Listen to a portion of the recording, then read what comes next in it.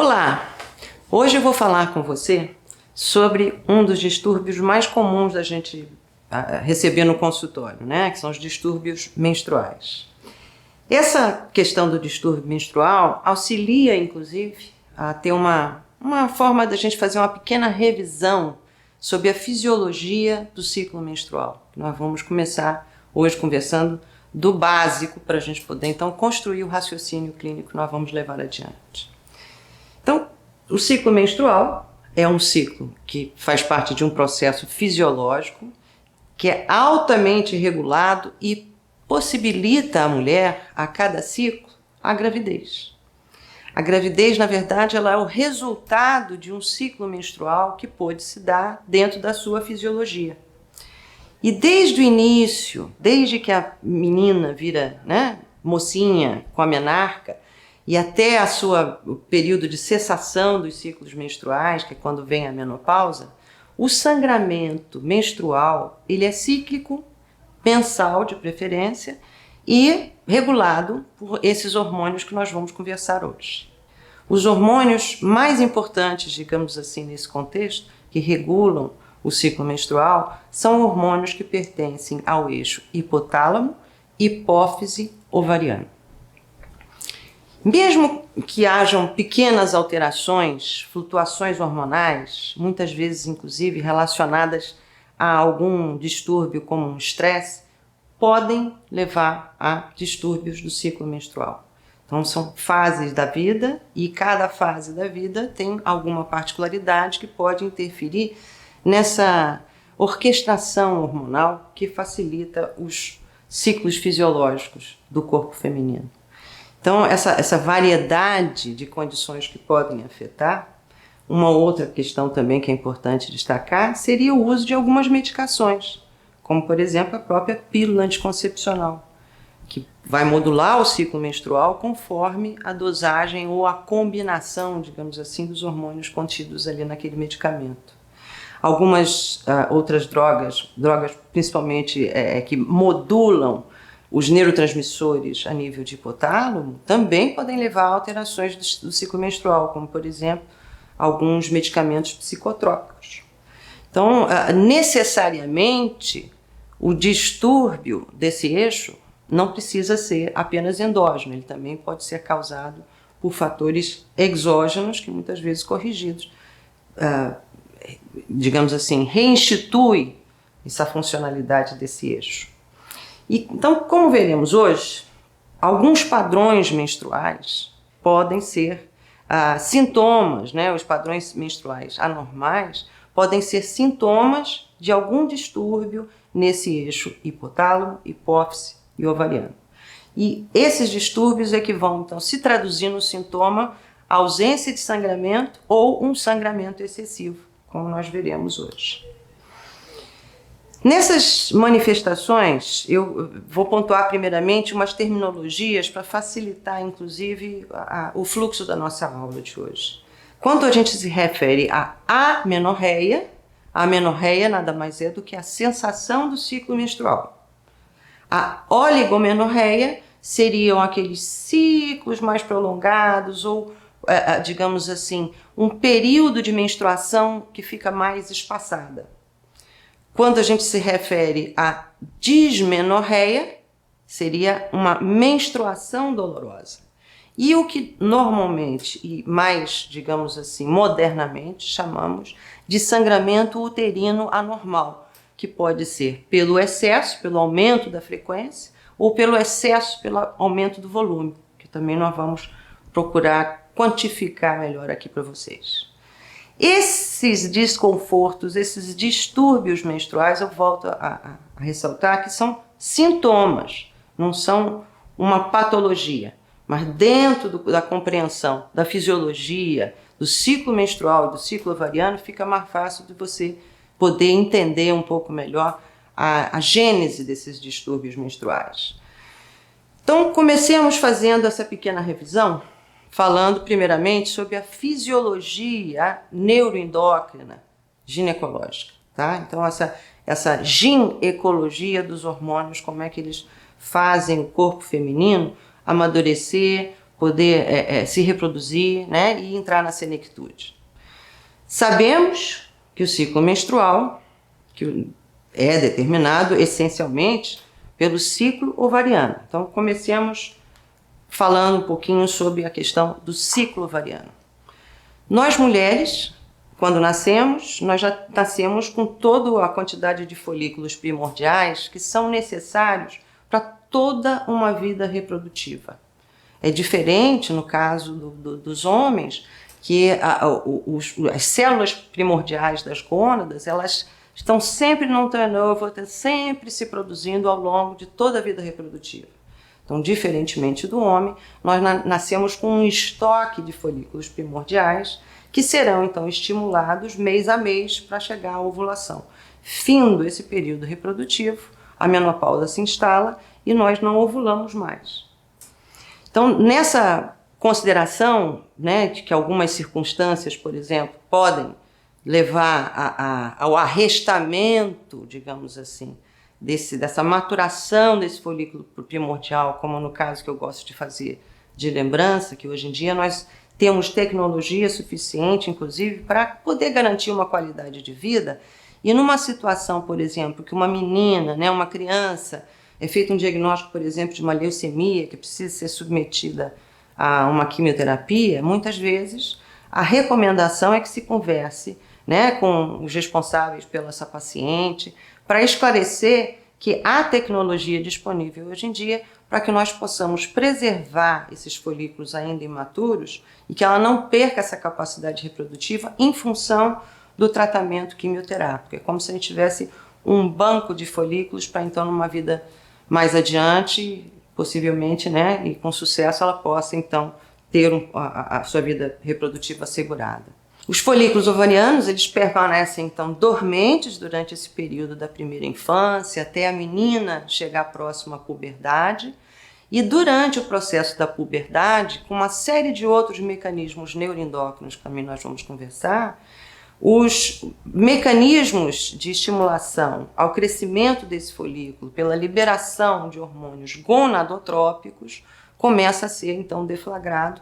E esse amadurecimento do ciclo ovariano se dá no mês a mês através do estímulo causado por esses hormônios gonadotrópicos. E a menina, então, no momento que ela entra na menarca, né, primeira menstruação, ela passa, então, a ter ciclos ovulatórios e a ter uma ovulação mensal. Esse ciclo ovariano que a gente pode observar, né, o trajeto desse oócito, digamos assim, desse folículo que vai liberar o oócito, ele é mediado no dia a dia, ao longo do mês, para que haja essa maturação e chegar, então, à ovulação.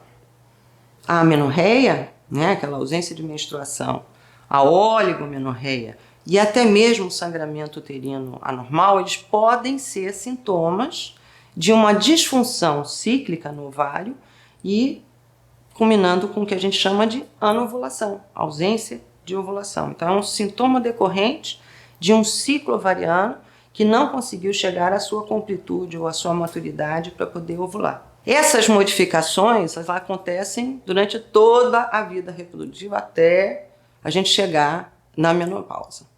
E essa questão da chegada da menarca, né, do amadurecimento com a puberdade, para que a menina possa ter os ciclos ovulatórios regulares, o ciclo menstrual que seja também regular, existe um processo de transição que a gente observa também novamente se espelhando ao final do ciclo reprodutivo, quando está chegando a menopausa.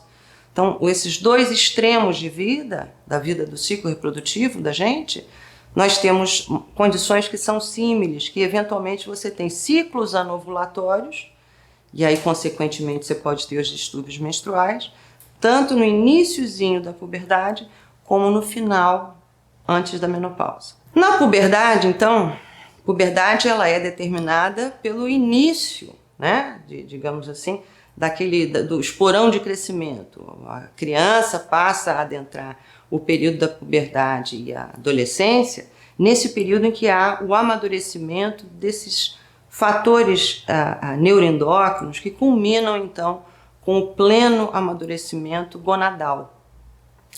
Mas esses fatores que levam à puberdade, para uma transição para a puberdade que seja normal, depende de alguns fatores. Alguns fatores desses são genéticos, outros fatores podem ser ambientais, e eles vão se caracterizar afetando o estágio de desenvolvimento da puberdade, que também tem a sua temporalidade. Então, os termos que a gente usa para caracterizar a evolução da maturidade sexual de uma menina na transição para a sua adolescência, o primeiro deles, a adrenarca. A adrenarca, que seria o efeito, né, que é resultante da escalada da produção dos hormônios suprarrenais, e esses hormônios vão determinar, inclusive, que haja uma maturidade também de vários sistemas, não só o sistema gonadal. A adrenarca se dá em torno dos 6 aos 8 anos, a gente observa a criança que acaba tendo que comprar sapato maior, roupa maior, né? Praticamente no mês a mês você observa que existe uma evolução e desenvolvimento para aquela criança que já está sendo exposta a esses hormônios suprarrenais. Há também uma ativação e desinibição dos neurônios hipotalâmicos, também nesse momento, né, de feedback, começa uma cascata hormonal levando a outra, e esses hormônios hipotalâmicos, eles passam a ser o gatilho que vai deflagrar a secreção dos hormônios liberadores das gonadotrofinas, que a gente chama de LH-RH, e a outra gonadotrofina, que é o FSH, nós temos também o hormônio liberador do FSH, que é o FSH-RH. E a gonadarca, que seria então o amadurecimento das próprias gônadas, né, seja do menino ou da menina, seria o aumento desses esteroides sexuais em resposta à demanda que está sendo feita por esses hormônios gonadotrópicos sendo lançados. Então a gente observa um amadurecimento do testículo e o amadurecimento dos ovários no caso das meninas. Tudo começa basicamente com um hormônio secretado dentro do hipotálamo chamado GnRH. Esse é o hormônio liberador da gonadotrofina. Ele é um hormônio polipeptídeo sintetizado no hipotálamo, em resposta também a estímulos ambientais, principalmente a luz, que age sobre a hipófise, leva à liberação desses hormônios gonadotrópicos, o LH e o FSH. E essa frequência e amplitude do GnRH, que ela é circadiana, ou seja, ao longo do dia a gente tem pulsos de liberação desse hormônio, quando a gente dorme a gente tem pulsos diferentes, e ao longo da vida inteira nós temos também períodos em que esses pulsos e a amplitude desses pulsos também varia. Então, o deflagrar, digamos assim, da puberdade tem a ver também com a ritmicidade desse pulso de liberação desse hormônio central, o GnRH. Nesse slide, então, que a gente pode observar, né, com a puberdade, que na infância nós temos pulsos da liberação de GnRH que são erráticos. Decorrente disso, não consegue haver um estímulo para que seja, então, liberado na hipófise ambos os hormônios que vão auxiliar a deflagrar o ciclo ovariano, que é o LH e o FSH. À medida que essa menina vai amadurecendo, vai entrando na puberdade, esses pulsos e amplitude começam então a entrar num padrão mais de normalidade para a vida mais madura. E aí começa a haver o estímulo, a liberação de FSH e LH, ainda um pouco erráticos, mas já se ajustando para que quando então, finalmente, se chegue ao período da puberdade plena, que esse ritmo e essa forma de interação entre os hormônios possa se dar de uma maneira que seja mais fluida, né, mais constante. De toda forma, são 3 grupamentos de hormônios que são importantes a gente se ater nessa aula de hoje. O primeiro grupo dos hormônios que fazem a cadência do ciclo menstrual, como nós mencionamos, são aqueles hormônios liberadores do GnRH. E a partir do GnRH, a atuação para a liberação, então, na hipófise, dos hormônios luteinizantes e folículo estimulante. Por último, terceiro grupo, que é o grupo então em resposta a esse eixo, se dá dentro do ovário, que é a produção de estrogênio e de progesterona, os dois hormônios dominantes então do ciclo menstrual. No início de cada ciclo, quando a menstruação começa a acontecer, a gente já começa a observar que existe esse pico na liberação hipofisária, né? Mesmo que seja em pequenas quantidades essa escalada, chegando assim, quase como se fossem pequenos pulsos até atingir esse ápice ou esse pico. E é a partir disso que começa, nessa progressão da elevação desses hormônios, o amadurecimento daquele grupo de folículos, aquele coorte de folículos que serão então estimulados a crescer.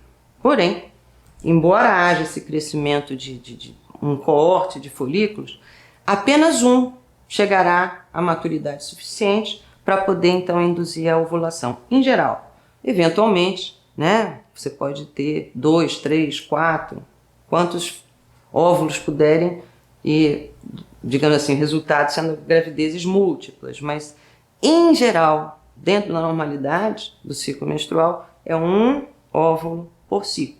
A ovulação determina um momento que é a metade do ciclo, tá? A metade do ciclo, que é o período onde a gente tem esse pico que vocês podem observar maior de estrogênio, que dá um feedback, inclusive positivo, para que haja então o pico do LH e esse pico de FSH em conjunto, e a partir dessa escalada, digamos assim, a formação desse pico, é que há então esse aumento súbito de todas aquelas enzimas que são potentes o suficiente para auxiliar aquele folículo a ejetar então esse oócito, né, que esse período pré-ovulatório também tem toda uma dinâmica bioquímica interna ao folículo para facilitar a saída desse óvulo que então poderá ser fecundado, levando à ovulação. Depois desse período onde houve o pico, a ovulação se deu, esse folículo que fica residual, aqueles elementos que compunham o folículo, eles formam uma cavidade, né? E essa cavidade ela também vai passar por alterações bioquímicas, dando a formação do que a gente chama de corpo lúteo ou corpo amarelo.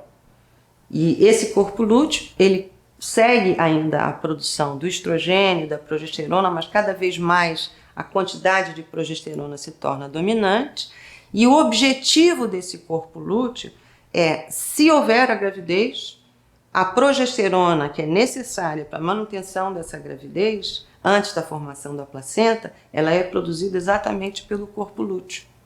Se ao final de um determinado período não houver a gravidez e todo o desencadeamento de outros hormônios, caso havendo a gravidez, esses hormônios também vão interagir, né, com esse eixo hormonal que nós estamos produzindo, mas se não houver a gravidez, o corpo lúteo ele começa então a se degenerar, né?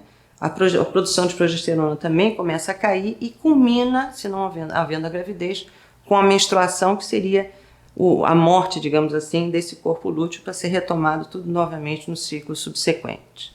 Tá? Então, não havendo a fecundação, não havendo a gravidez, os níveis de estrogênio e de progesterona eles caem, provocam então a diminuição, um feedback também negativo para a produção do LH e o FSH, que também caem, e nessa fase você começa então a manutenção digamos assim, das estruturas anatômicas para serem renovadas no ciclo menstrual seguinte. É importante a gente destacar, né, nesse slide anterior que a gente apresenta as fases do ciclo, como fase folicular, que é a fase do crescimento do ciclo do folículo ovariano, a fase de ovulação e a fase lútea, destacar alguns aspectos que são importantes também para nossa fase folicular, né? Então, a fase folicular, num ciclo de 28 dias, ela dura entre o primeiro dia da menstruação até aproximadamente o 14º dia do ciclo, considerando o ciclo padrão de 28 dias, tá? Esse desenvolvimento do folículo, então, ele é estimulado, precisa ser estimulado pelo hormônio folículo estimulante, o nome do hormônio já está indicando qual é a via de ação, Esse hormônio FSH, ele é produzido na hipófise anterior, ou adenohipófise, e a função é transformar aquele folículo que estava dormente, aquele folículo primário, num folículo de Graafi, que seria o folículo num estágio de maior maturidade. Esse folículo de Graafi é que é, então, estimulado na produção do estrogênio. O estrogênio, que por sua vez estimula a ação dentro da camada interna do útero, né, do endométrio, para que ele possa se tornar mais frondoso, mais fluido, para que o muco cervical também possa ser mais convidativo, auxilia a equilibrar o pH da vagina também, para que não haja um ambiente que seja tóxico à exposição do espermatozoide. Enfim, é toda uma conspiração que o estrogênio faz no corpo feminino para que a gravidez possa então acontecer. Esses altos níveis então de estrogênio produzidos pelo folículo de Graafi, eles estimulam também fazendo um loop de feedback para que a hipófise possa então cada vez mais escalar a produção do outro hormônio, que é o hormônio luteinizante. Normalmente, ainda mais quando a gente estiver conversando sobre a questão do planejamento reprodutivo e as técnicas de correção de infertilidade, essa informação é importante para a gente lembrar que o LH, o pico do LH, é aquele em que possibilita a ruptura desse folículo e a liberação do óvulo, tá? Então a ovulação, ela depende de uma série de fatores, mas digamos assim que o grande espetáculo para que haja ovulação tem que ser esse pico do LH. E algumas coisas nós vamos voltar a falar nisso mais adiante, quando estivermos falando sobre técnicas de fertilização. Então a gente, no dia a dia também, nas visitas que a gente recebe no consultório, né, das mulheres, às vezes a dúvida, mulheres que tanto planejam quanto não estão planejando engravidar, elas têm dúvida de quando é que meu período é fértil, né, doutor ou doutora? Então a gente considera o período fértil aquele período do meio do ciclo, se ele for de 28 dias. Mas a ovulação ela pode se dar uns 3 dias antes ou uns 3 dias depois.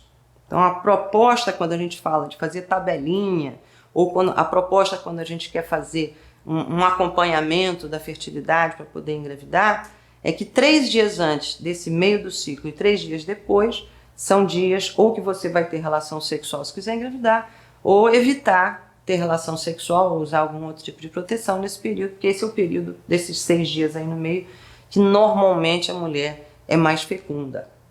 Agora, o truque que eu quero também passar para vocês é que nem todo ciclo é de 28 dias. O padrão, né, o mais comum é o 28 dias, mas você tem mulheres que ciclam normalmente intervalos mais longos. Então é normal um ciclo menstrual de 32, 34, 35 dias? É. Só que a ovulação, metade do ciclo do 35 dias, cairia ali em torno do 17º, 18º dia. O importante que eu quero deixar aqui de recado para vocês é que o único período que de fato é fixo no ciclo menstrual é o tempo de vida do corpo lúteo, que é exatamente 14 dias. A fase lútea, que é a fase que vem a partir da ovulação, né? Uma vez que a ovulação se deu, essa fase é onde ocorre então a maior concentração do hormônio luteinizante e do hormônio FSH, né? Do hormônio folículo estimulante. O folículo, então, que foi roto, que liberou o óvulo para poder ovular, vai formar esse corpo lúteo e o mais importante dessa fase é a produção da progesterona, tá? É um hormônio marcador, não só para a mulher poder engravidar, como também para poder proteger o endométrio caso ela venha menstruar. Essa fase lútea, durante a maior parte da fase, a gente ainda observa um nível de estrogênio que seja alto, que também faz parte da fisiologia de uma gravidez na fase mais inicial. Essa relação do estrogênio com a progesterona serve para poder criar esse ambiente interno do útero que seja mais espesso, que seja mais vascularizado, para que então, se houver a fecundação, ali ocorrendo a nidação desse óvulo fecundado, facilitar então o desenvolvimento desse bebê. O óvulo não fecundado, o corpo lúteo depois de 14 dias ele rescinde, ele desaparece. O endométrio, então, que foi estimulado antes disso, ele descama e a mulher, então, passa a ter a renovação do seu ciclo menstrual para poder, no mês seguinte, começar tudo novamente dentro desse balé, né, que é esse sistema do eixo hipotálamo, hipófise, ovariano. Como nós viemos, então, conversando, esse é o funcionamento normal, é o que se espera.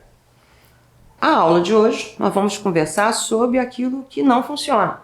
Se houver algum tipo de falha nesse mecanismo, né, digamos assim, nessa orquestra sinfônica, que é o mecanismo neuroendócrino, né, para que haja, então, o ciclo menstrual, nós teremos, então, condições clínicas cujos sintomas podem nos indicar aonde está a gênese dessa disfunção nesse eixo. E para simplificar ainda mais, a Organização Mundial de Saúde, ela propõe categorias de classificação do que nós chamamos de anovulação. Que a anovulação, se a mulher não está tendo todo esse mecanismo neuroendócrino afinado e, digamos assim, bem coordenado, ela vai externar como um dos primeiros sintomas o fato de ela não conseguir ter o ciclo ovariano. Então, essa anovulação, ela é categorizada em 3 grupos principais. O primeiro grupo, que a gente chama do grupo da OMS ou do WHO, né? É o grupo onde estarão as pacientes que não apresentam a produção endógena adequada do hormônio estrogênio. E os níveis dos hormônios folículo estimulante e do luteinizante, eles podem se encontrar ou normais ou um pouco abaixo. É o que a gente chama de hipogonadismo hipogonadotrófico. Tá? O hipogonadismo significa pouca produção de estrogênio e progesterona, e o hipogonadotrófico seria a secreção do LH e do FSH, que não está naqueles níveis em pico para poder causar a ovulação. Esse grupo, né, as pacientes podem ter como causa uma doença na hipófise, seja um tumor ou seja por uma destruição da própria tecido da hipófise, ou por uma supressão hipotalâmica. E como o hipotálamo é bastante responsivo a questões assim, ambientais, ou digamos assim, não orgânicas per se, o grupo que compete aqui, que é cada vez uma causa mais frequente, seriam as situações em que você tem distúrbios alimentares, por exemplo, em adolescentes, né? Você pode encontrar meninas que chegam com queixa de que não menstruaram ou que começaram a menstruar e depois foram suprimidas, mas elas são pessoas também que têm algum distúrbio emocional ou uma situação em que conduz à bulimia ou à anorexia nervosa, e essas condições também podem afetar a produção de neurohormônios dentro do hipotálamo.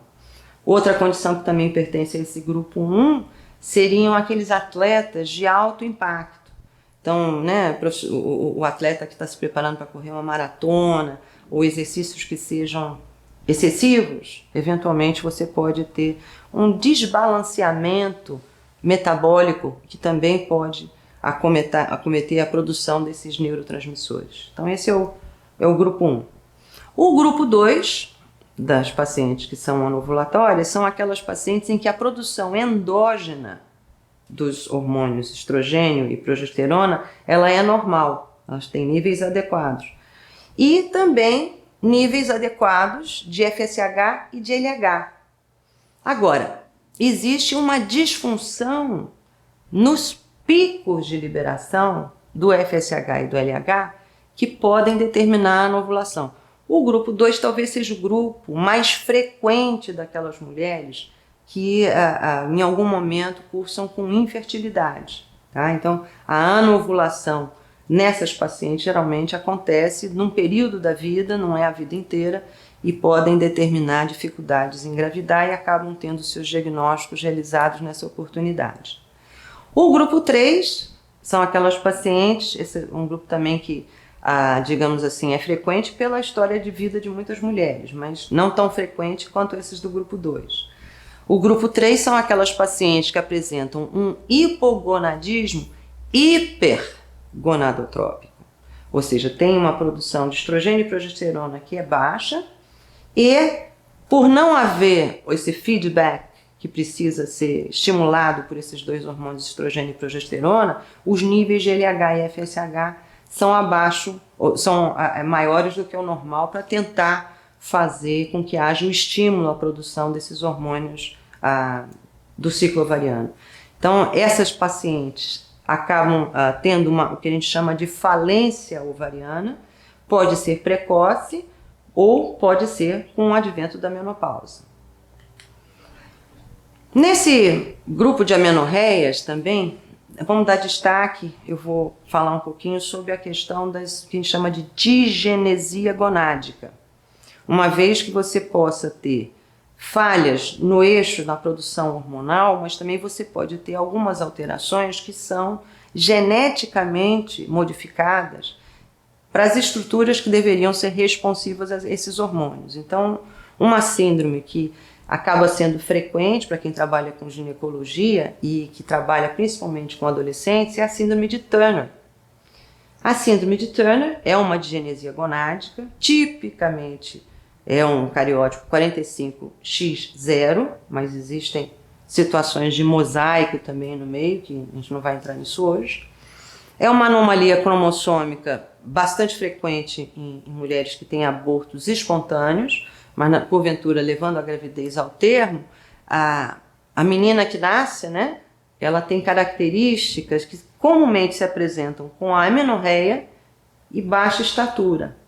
E na imagem dessa fotografia também vocês podem perceber o pescoço alado, que é uma outra característica bastante patognomônica da síndrome de Turner. Mas, enfim, o diagnóstico, para selar o diagnóstico de síndrome de Turner, é muito importante que a gente faça um cariótipo para poder confirmar e dar o encaminhamento que é necessário. Então, só para destacar aqui, os sintomas e os sinais mais comuns de síndrome de Turner seria aquela menina de baixa estatura, com o desenvolvimento sexual secundário bastante atrasado, que a gente chama de infantilismo sexual, esse pescoço alado, o valgo, o cúbito invalgo também, com desvio do cotovelo, né, para a linha média do corpo, o peito meio de pombo, né, que faz como se fosse um escudo e os mamilos apontando para fora. A implantação das orelhas geralmente também é um pouco mais baixa.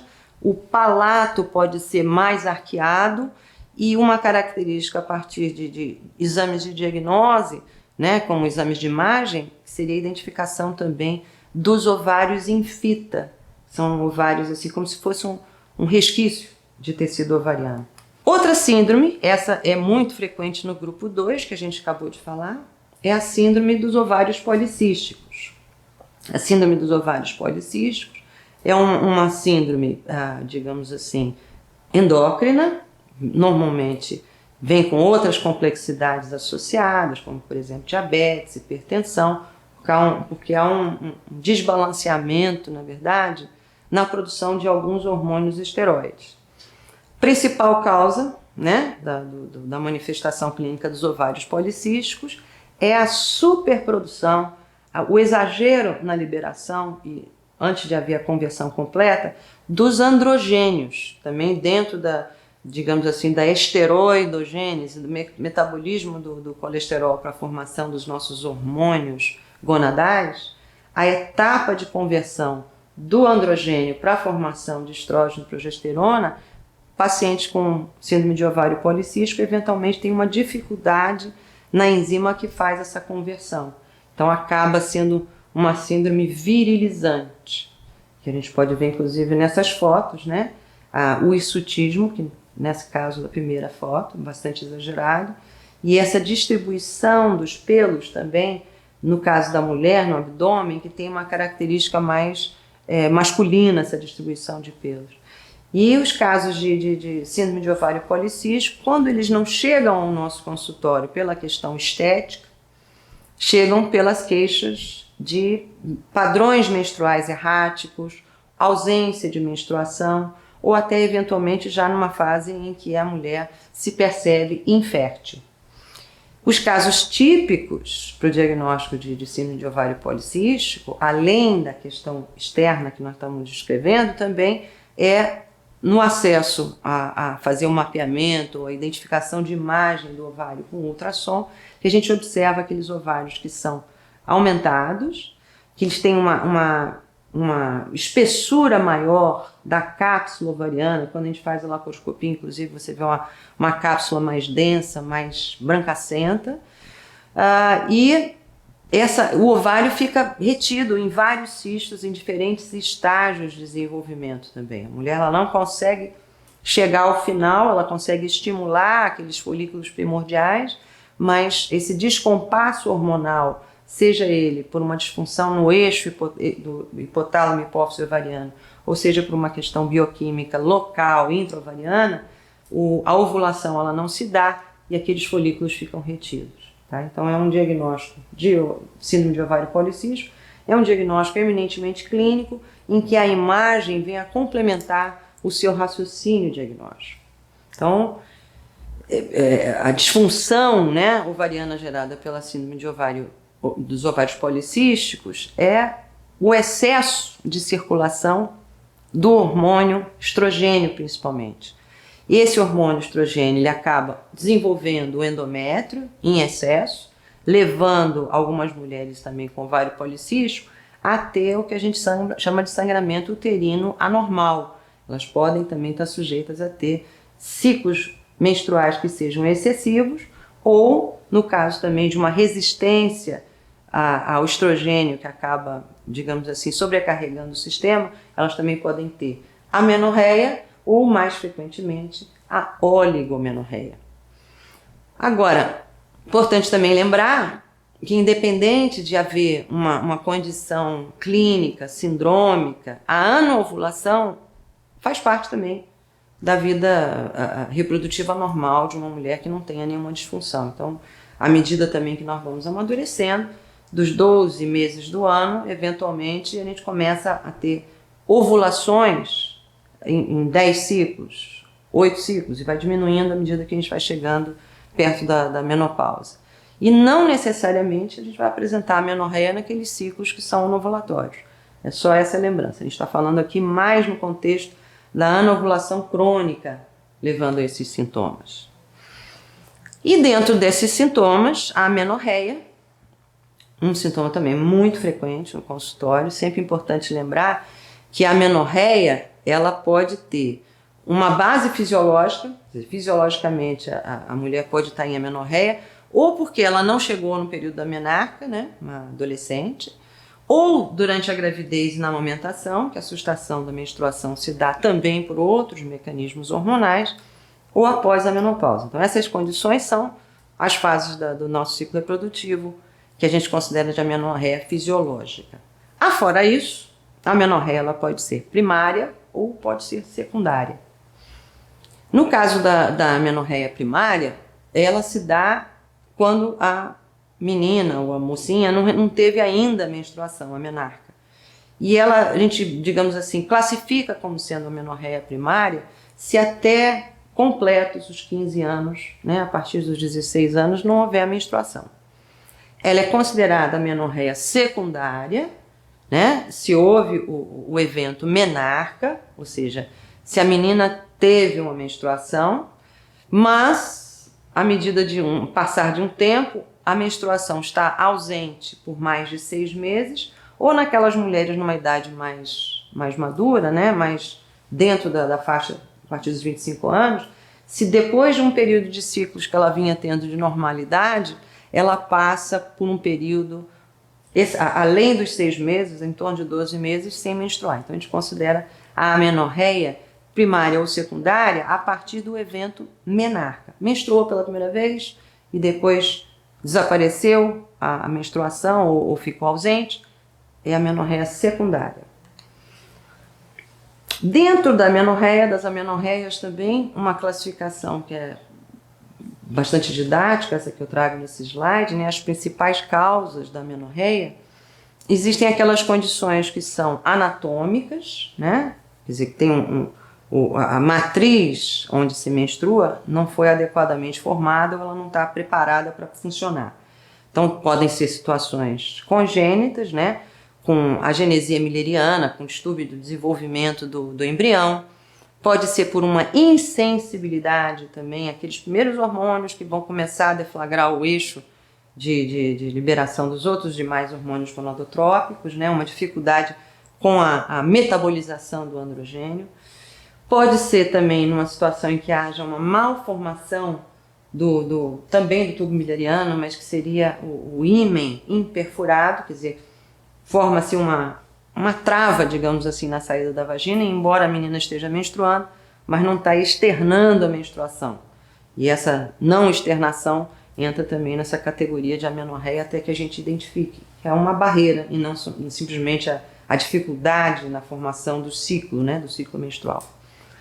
Pode ser também uma amenorreia iatrogênica, né, adquirida. Então, lembrar que a síndrome de Asherman, que seria naqueles tempos em que a gente ainda fazia curetagem, eventualmente a gente ainda faz, mas quando se precisa fazer algum procedimento de raspagem interna do endométrio, eventualmente você exagera na técnica e pode haver um colabamento da cavidade uterina e o endométrio acaba não se formando. Então, síndrome de Asherman, pensar sempre em mulher que entrou em amenorreia depois de algum procedimento tipo curetagem uterina. Ou quando se tem uma obstrução a nível do colo do útero mesmo, uma estenose cervical também, que o fluxo menstrual não consegue se exteriorizar.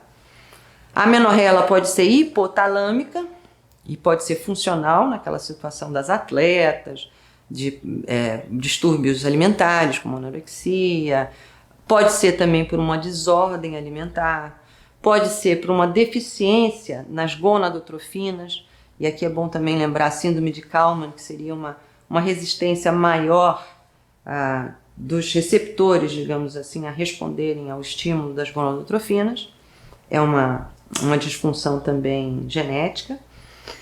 As infecções, algumas infecções de sistema nervoso central, meningite e outros assim, também podem levar a um dano hipotalâmico e decorrente à dificuldade de produção hormonal, situações de estresse, síndromes de malabsorção, trauma, né, um AVC, tumores, qualquer que seja a patologia do sistema nervoso central também pode cursar com a amenorreia hipotalâmica. A amenorreia ela é hipofisária quando nós temos distúrbios na produção da prolactina, né, as síndromes hiperprolactinêmicas, que vão então competir com a liberação do estrogênio para que o estrogênio possa fazer a ovulação acontecer. Então aí a prolactina ela interfere também nas situações do ciclo menstrual normal. Tumores hipofisários, né? Síndrome da célula vazia, doenças autoimunes que tenham predileção por destruição hipofisária, síndrome de Sheehan. Então, a síndrome de Sheehan é uma necrose da região hipofisária quando você tem uma hemorragia pós-parto. Então, mulheres que tiveram partos traumáticos, né, com sangramento, podem evoluir para síndrome de Sheehan, mas geralmente são mulheres também que não só não menstruam depois do parto, como também têm dificuldade de amamentar, porque não produzem leite. A hipófise também é responsável pela produção da prolactina, o hormônio que vai fazer a amamentação. Pacientes com síndrome de Cushing também, né, que seria um caso de uma sobrecarga suprarrenal também, com dificuldade na produção dos hormônios esteroides. As amenorreias podem ter origem ovariana, seja pela insuficiência ovariana, seja por uma digenesia gonádica, né, uma causa genética, seja por radioterapia ou por quimioterapia, que acabam destruindo também esse tecido ovariano, seja porque houve uma cirurgia, uma oforectomia, seja também de origem autoimune, como cachumba, por exemplo, né, lembrando pelo menos que é comum. E pode ser também idiopática, a gente nunca chegar à conclusão de por que aquele ovário deixou de ser responsivo. Outras causas endócrinas também que são elencadas, que a gente já mencionou, a síndrome dos ovários policísticos, né, como coloca aqui, tem múltiplos fatores, a hiperplasia suprarrenal congênita ou a tardia, uma puberdade também que seja tardia, doenças de tireoide, doenças crônicas, o Cushing também entra aqui, tumores que sejam produtores de androgênio, seja tumor de ovário ou seja tumor de suprarrenal. Então todas essas causas podem trazer o sintoma amenorreia como sendo o principal sintoma. Então, só para poder organizar melhor o raciocínio de vocês diante de um caso de amenorreia, algumas características clínicas que são importantes para a gente fazer um diagnóstico, que não depende tanto de grandes laboratórios para a gente fazer esse diagnóstico. As características clínicas predominantes: presença ou ausência de sinais de caracteres sexuais secundários. Presentes? Se eles não estiverem presentes, você vai para uma linha de raciocínio diagnóstico da origem da amenorreia ou para uma outra origem. O crescimento, o desenvolvimento e a estatura são adequados? Lembrando sempre da síndrome de Turner, que geralmente é uma menina baixinha. Se essa ausência da menstruação, se a amenorreia, se ela se deu antes ou depois da menarca, ou seja, teve uma primeira menstruação ou não. Se existem outros cortejos, né, nessa conversa que a gente vai ter também, procurar perceber fatores relacionados ao estresse, se houve alguma mudança de peso, se teve alguma alteração de hábito alimentar, de atividade física, se existem outras doenças crônicas associadas. Se a menina, por exemplo, que chegou com a amenorreia, né, 14, 15 anos, nunca menstruou, mas ela faz uma referência, por exemplo, a uma dor pélvica cíclica, uma dor embaixo do ventre, que acontece mês a mês e que vem se agravando a cada mês, se isso vem associado à amenorreia primária, lembra de alguma obstrução ao fluxo da menstruação. Então, aqueles ímens perfurados, eventualmente a gente chega a um diagnóstico dessa maneira, uma história clínica como essa. Se a paciente, se ela está apresentando sintomas de fogachos, se ela reclama de secura vaginal. Uma outra dica também que eu vou passar para vocês em termos de avaliação, nessa avaliação clínica, eu considero a vagina como sendo a melhor vitrine para se existe ou não o estrogênio, porque a vagina é extremamente responsiva ao estrogênio no meio do ciclo, né, que é quando ele está mais elevado, ou quando a gente já está mais ou no final do ciclo, ou bem no iniciozinho, que a gente entra naquela fase hipoestrogênica. O aspecto da vagina é sempre muito importante. Então, o sintoma de secura vaginal é bastante preditivo de situação em que tem pouco estrogênio. Se a paciente também apresenta sinais de virilização, né, sinais de hiperandrogenismo, se ela tem acne, se tem hirsutismo, se tem a distribuição de pelos que seja mais masculina. Questionar também em relação a se existe alguma secreção pelas mamas, então uma galactorreia que possa eventualmente estar acontecendo, já nos indica a direção da hiperprolactinemia. Se foi a ausência da menstruação, se veio depois do parto, lembrando da síndrome de Sheehan, né, com a hemorragia pós-parto. E na nossa propedêutica, vocês já perceberam que é muito importante que a gente tenha uma história do desenvolvimento daquela pessoa, é bastante norteador, principalmente no caso das amenorreias primárias. Então, a história menstrual, o desenvolvimento puberal fazem parte do nosso diagnóstico dessa amenorreia primária, principalmente. Qualquer anormalidade de crescimento e desenvolvimento, então, o desenvolvimento foi mais lentificado, né? A criança demorou a andar, a questão, por exemplo, de ter mais autonomia, de ir à escola, tudo isso faz parte também desse pacote de raciocínio de o que está acontecendo a nível de desenvolvimento, se isso aí tem alguma correlação também com o desenvolvimento neuroendócrino. Se ela faz atividades físicas regulares, se é exagero de exercício, distúrbio alimentar, como a gente já mencionou, sempre perguntar em relação ao uso de outros medicamentos, porque algumas drogas podem interferir também nesse eixo hipotálamo, hipófise e ovariano. Né? Lembrando aqui os antipsicóticos, anticoncepcional hormonal, narcóticos. Doenças endócrinas outras também que possam acontecer. Então, uma mulher que se apresenta com um bócio, com exoftalmo, ela tem um distúrbio de tireoide, isso pode também estar interferindo no funcionamento desse nosso eixo hormonal. Se tem uma insuficiência suprarrenal, né, uma síndrome de Cushing, se tem excesso ou diminuição da produção do hormônio do crescimento, que também vai se manifestar pela nossa altura e peso, que a gente sempre afere também quando o paciente chega ao nosso consultório. Se há alguma cirurgia prévia, novamente, né, as perguntas relacionadas à galactorreia, o hirsutismo e a virilização. Se já teve algum problema ginecológico ou obstétrico prévio, principalmente as hemorragias e curetagem uterina. Então, uma propedêutica que ela é estruturada para a gente situar a possibilidade do que deu origem a essa amenorreia. Então, o exame físico, sempre incluir lá o peso e a altura. Estatura abaixo de 1,25 m sugere, né, alguma digenesia gonádica, alguma malformação genética. Os sinais de síndromes que afetam o funcionamento tiroidiano e, na questão da característica sexual secundária, aquele nosso cronogramazinho. Então, a telarca, né, que é o desenvolvimento das mamas, que vai acontecer com a menina primeiro, depois, aproximadamente um período de mais ou menos 1 ano, começa o crescimento dos pelos pubianos e da região da axila, que a gente chama de pubarca, e aproximadamente 2 a 5 anos depois que começou o brotinho mamário, a menstruação então está descendo. Então é essa a cronologia, digamos assim, numa puberdade normal, para a gente estabelecer que houve pelo menos um desenvolvimento desse eixo de neuroendócrino que foi a contento. Se a gente observa nessa mulher uma diminuição na densidade no parênquima mamário e secura vaginal no exame simples, só de inspeção, já é uma indicação de que a quantidade de estrogênio pode estar baixo ou, digamos assim, quase que nulo, né? E um outro sintoma que é importante, um outro sinal que é importante é a presença de digamos assim, da genitália externa que seja patente. Então a gente viu que não tem nenhuma trava imenal e que tem a presença do colo do útero, muito provavelmente ela vai ter a presença do útero inteiro lá dentro confirmado também. Então tudo isso feito na primeira visita, né, no consultório. Primeiro a gente vê, os ovários estão secretando a quantidade adequada, né, de estrogênio, através das queixas e dessa própria inspeção que a gente faz da região genital.